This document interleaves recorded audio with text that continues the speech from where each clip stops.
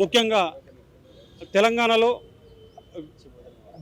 భారతదేశం విలీనమైంది. కానీ ఆ విలీనమైన తర్వాత ప్రధానంగా వచ్చిన సమస్యల్లో మొట్టమొదటి సమస్య ఉంటే ఆ రోజు నుంచి ఈ రోజు వరకు కూడా నిరుద్యోగ సమస్య.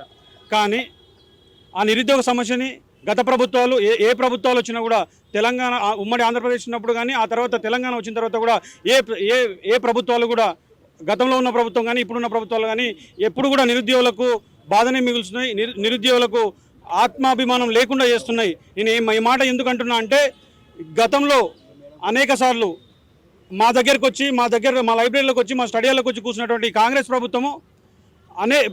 ప్రభుత్వము మీకు వస్తేనే 2 లక్షల ఉద్యోగాలు ఇస్తాము, సంవత్సరాలు 2 లక్షల ఉద్యోగాలు ఇస్తామని చెప్పింది.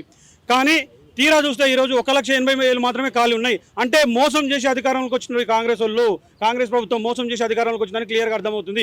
ఆ తర్వాత సంవత్సరంలో ఇస్తామని చెప్పేసి పాత అన్ని నోటిఫికేషన్లు ఇచ్చిన ఉద్యోగాలను నోటిఫికేషన్లు ఇచ్చి ఎగ్జామ్లు రాసిన ఉద్యోగాలను పత్రాలు ఇచ్చి వాళ్ళ లెక్కలు వేసుకుంటున్నారు. ఏదైనా చట్టం ఉంటే చట్టం వచ్చిన తర్వాత చట్టం పాస్ అయిన తర్వాత ఆ చట్టం యొక్క విలువ ఉంటుంది. కానీ చట్టం రాకన్నా ముందే ఆ చట్టంకి సంబంధించిన విలువ లేకుంటుంది.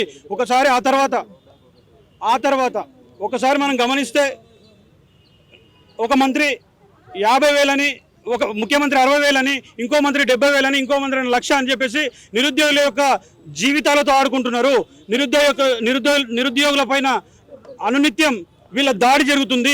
ముఖ్యమంత్రి స్థాయి నుంచి కింది స్థాయి వరకు అడుగడుగున దాడి జరుగుతుంది. నిరుద్యోగుల వైపున నిరుద్యోగుల విధానాలపైన దాడి జరుగుతుంది. ఈరోజు ఎక్కడ చూసినా పోలీసులచే అణిచివేత గురి చేస్తున్నారు. ఒక రౌండ్ టేబుల్ సమావేశం పెట్టుకుంటామన్నా పోలీసులచే అణిచివేత గురి చేస్తున్నారు. ఒక చిన్న మీటింగ్ పెట్టుకుంటామన్నా పోలీసులచే ఈ ప్రభుత్వం అణిచివేత గురి చేస్తుంది. కానీ దయచేసి మీకు ప్రభుత్వానికి మేము కూడా మీ బిడ్డలమా మీ శత్రువులమా అనేది ప్రభుత్వం తేల్చుకోవాలి. మీ బిడ్డలమా మీ శత్రువులమా అనేది మీరు ఒక స్టేట్మెంట్ ఇవ్వండి.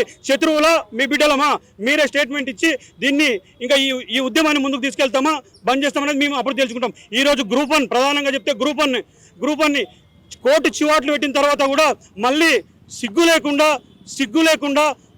లేకుండా మీరు మళ్ళీ వెళ్తున్నారు. ఎక్కడికి వెళ్తున్నారు?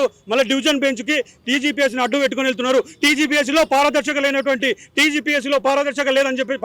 లేదు, ఇంటిగ్రిటీ లేదని చెప్పేసి కోర్టు చెప్పినా కూడా మళ్ళీ వెళ్ళి ఆ యావత్ తెలంగాణ నిరుద్యోగుల పైన ఉద్యమమే చేస్తున్నారు. మేము ఉద్యమం చేస్తే మా పైన మీరు యుద్ధం చేస్తున్నారు. అందుకే ఈ కాంగ్రెస్ ప్రభుత్వాన్ని కాంగ్రెస్ లీడర్లను హెచ్చరిస్తూ ఉన్నాం మేము ఈ వేదిక నుంచి. మీరు గనక ఇప్పుడే గ్రూప్ 1ని మా పైన యుద్ధం చేస్తున్నట్టు డివిజన్ బెంచ్ కోకుండా మళ్ళీ ప్రిలిమ్స్ నిర్వహించాలి. ప్రిలిమ్స్ నిర్వహించకన్నా ముందే జియో 29 రద్దు చేయాలని చెప్పేసి యావత్ తెలంగాణ నిరుద్యోగుల పక్షాన డిమాండ్ చేస్తున్నాం. స్వాగతిస్తున్నాం. రావడం ఇదొక్క రోజులో వచ్చిపోవడం కాదు. ప్రతిరోజు మా ఎంబడి ఉండాలి. ప్రతి సమస్య పైన మా ఎంబడి ఉండాలి. జియో 29 రద్దు చేయాల్సిన విషయం వాళ్ళ పైన ఉంది. దానిపైన కూడా ఫైట్ చేయాలి. మొట్టమొదటిసారిగా ఇప్పుడు రద్దు చేసింది జియో 29, జియో 46, జియో 108. ఈ 3 జియోలను ఇమ్మీడియట్గా రద్దు చేయాలి. దానికోసం మా ఎంట ఉండాలి. ఈరోజు ఆహ్వానించడం ప్రతిరోజు కూడా మా ఎంట రాజగోపాల్ అన్న మా ఎంట ఉండాలి. అట్లా ఉంటేనే ఆ రోజు మేము ఆహ్వానిస్తాం. ఏం భరోసా ఇచ్చిండు నిరుద్యోగులకు? మా ఎంట ఉండని భరోసా ఇచ్చిండు. మా ఎంట ఉంటాడా లేదని 50,000 ఉద్యోగాలు ఇచ్చింది ప్రభుత్వం అని చెప్తా ఉన్నారు. మరి మీరు ఎందుకు మాట్లాడలేరు దాని గురించి? 50,000 ఉద్యోగాలు ఇవ్వలేదు. అదంతా కూడా నేను ఎప్పుడు చెప్తున్నాం. మేము మాకు 50,000 ఉద్యోగాలు ఇవ్వలేదు. ఓన్లీ పత్రాలు మాత్రమే ఇచ్చిండ్రు. మాకు ఇచ్చిండ్రు. వచ్చిన తర్వాత ఓన్లీ పత్రాలు మాత్రమే మాకు ఇచ్చిండ్రు. నోటిఫికేషన్ లేదు. ఇచ్చిన నోటిఫికేషన్లు ఏంట 4 నోటిఫికేషన్లు. ఇచ్చిన 4 నోటిఫికేషన్లలో ఒకటే నోటిఫికేషన్ రిజల్ట్ వచ్చింది. 5,900 కలిపినటువంటి డిఎస్సి మాత్రమే రిజల్ట్ వచ్చింది. ఇంకా 3 నోటిఫికేషన్లు రిజల్ట్ రాలేదు.